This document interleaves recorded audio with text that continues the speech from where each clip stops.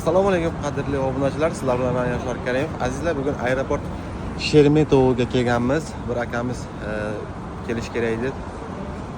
Sizlarga to'liq ma'lumotlar berib o'tamiz. Qanday vaziyatlar, aeroportda ishlayaptimi, yo'qmi? Albatta qiziq deb o'ylayman sizlar uchun. Albatta bitta like va podpiska bo'lishni unutmaymiz akalar. Hozir ichkaridagi vaziyatlar sizlarga ko'rsatib, aeroport Sheremetyevoga bir akamizni kutib olgani kelgandik. Kamroq sizlarga ma'lumot berib o'tib ketsam degandim.